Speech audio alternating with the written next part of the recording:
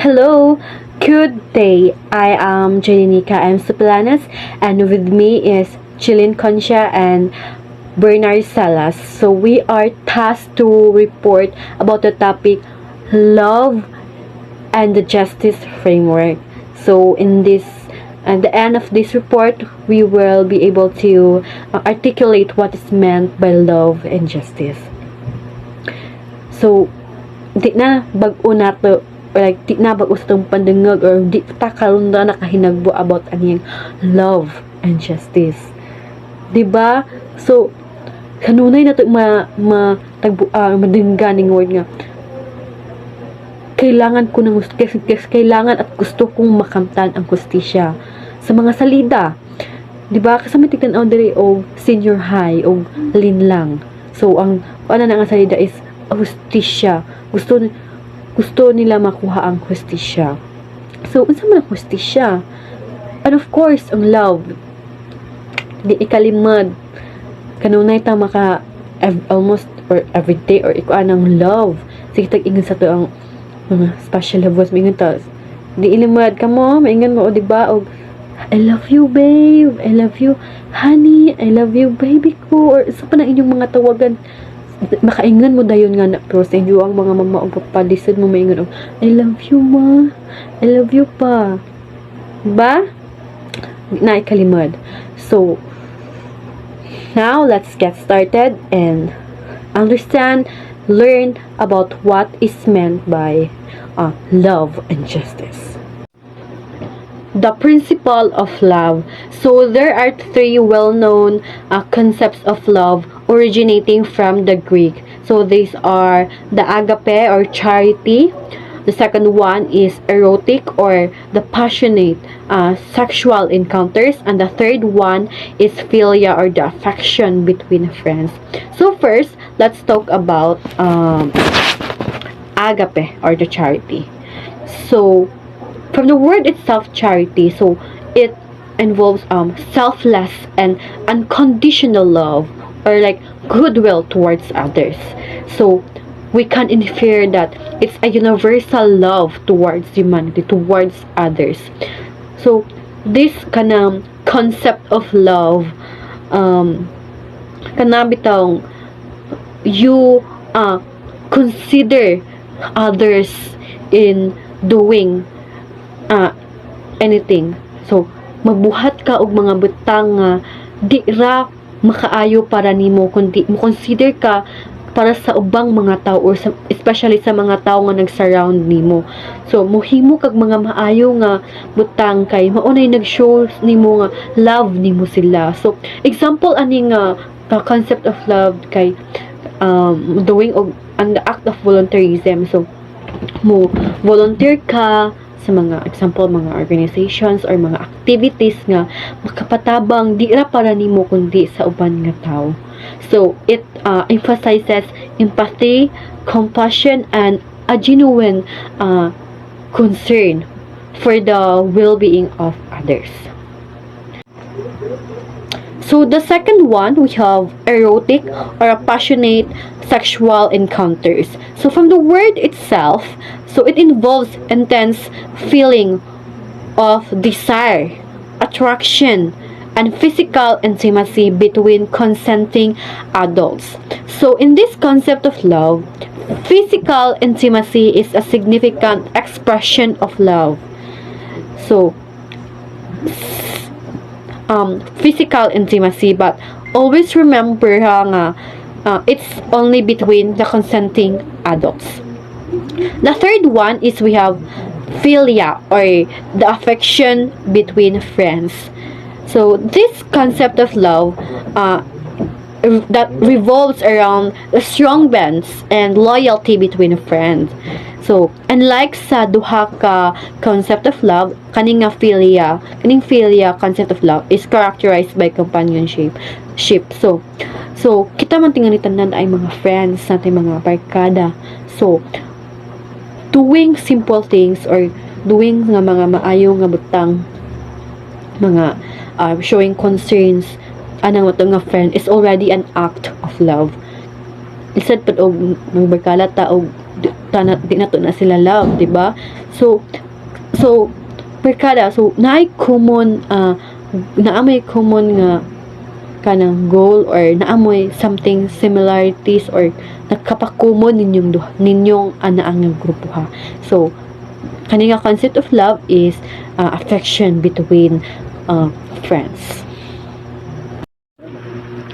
Moreover, agape or charity is the love as a moral framework. So it is considered the highest form of love. So the love that is preached, the love principle that is preached by Jesus Christ is the agape. So therefore it is connected to the concept of God's love for humanity.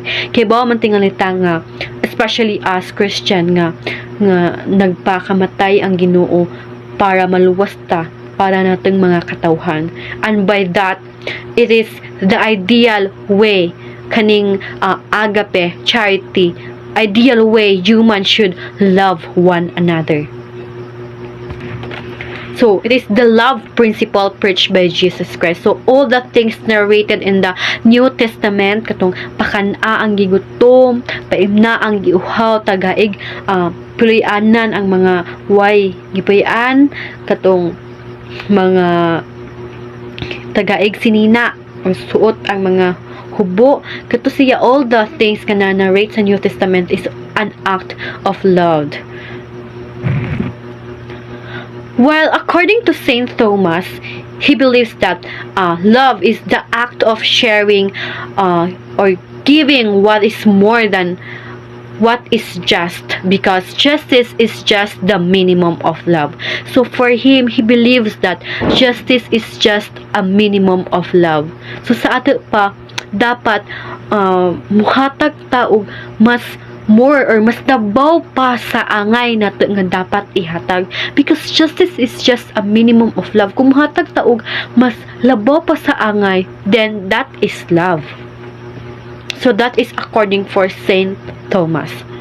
On the other hand, according to Joseph Fritzsche, so agape love is an absolute norm. So absolute norm, so it's kanang kuana init na nato or notion na nato nga normal na nato nga like it's already a love, agape or charity love kung norm na kanang mubuhat ta sa angay kikibaw matarang to right to just to dapat ta mubuhat ta na then mo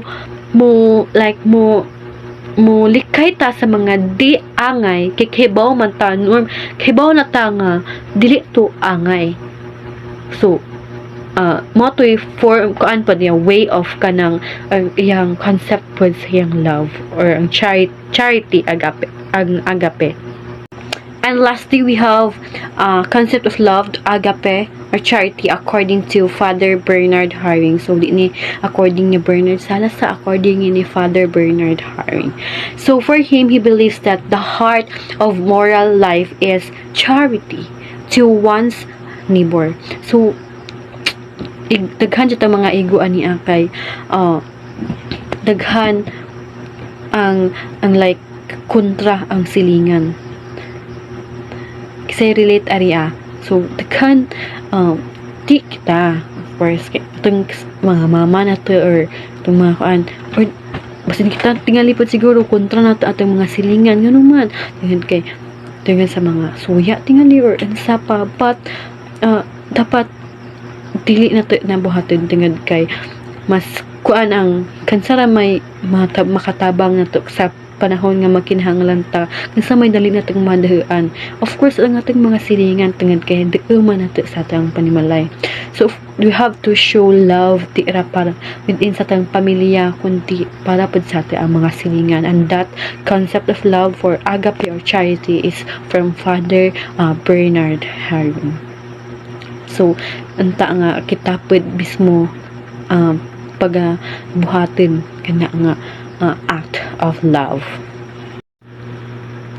Justice and fairness, promoting the common good as a moral framework. So we have three: first, social justice; Second one is justice as a minimum demand of love. And the third one is distributive justice. So first, social justice, from the word itself, social society. So it's for the common good to the society. The second one, sa hangin na ingon pa, justice is the minimum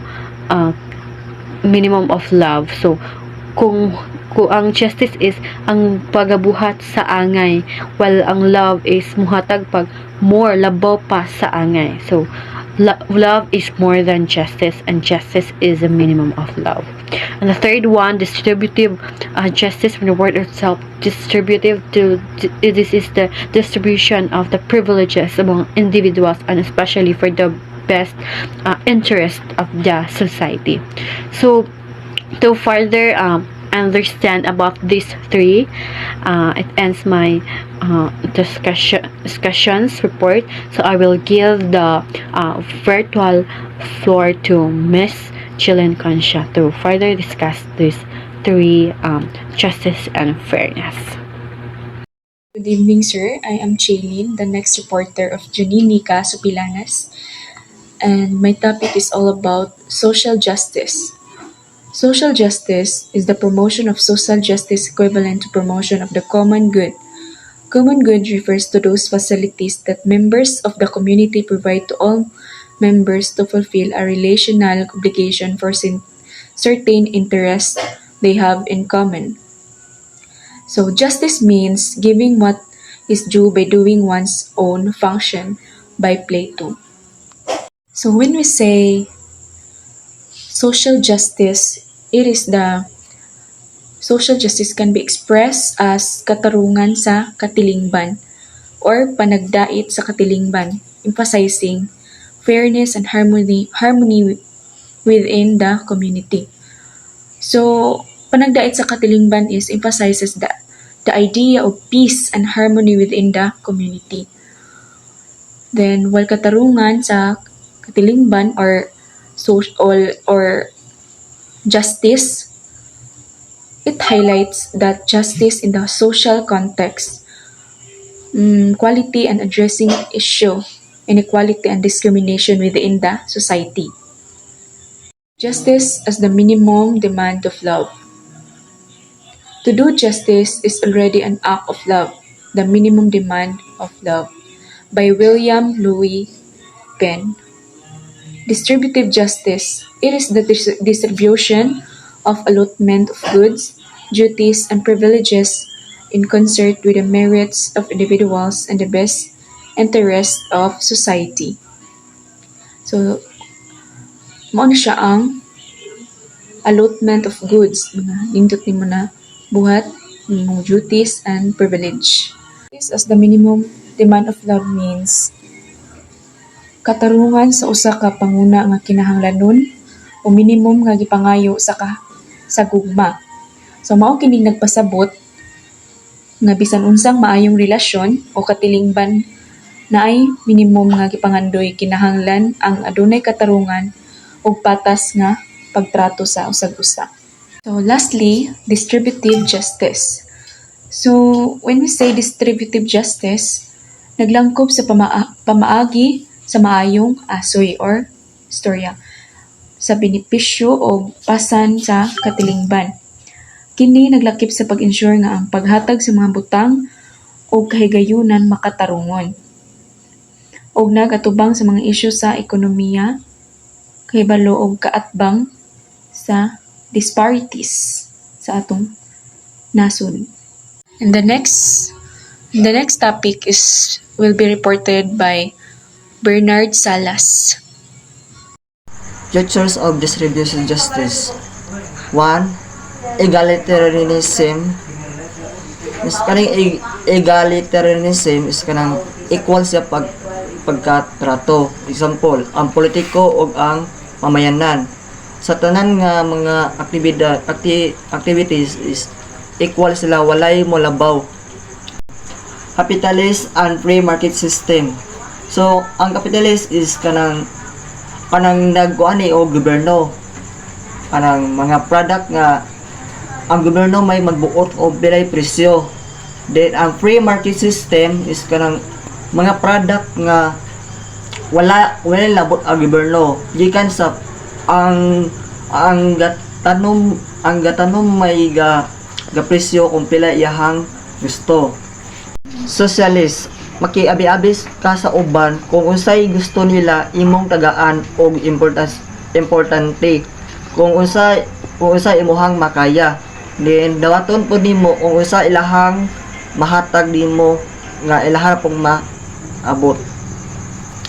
Taxation, diba kita every year man ta mohatag og buwis din. Ang buwis is para na po na nato kay ang kwarta ana is gigamit na sa paghimo sa karsada, mga health center nga kita ra po'y maka-benefit.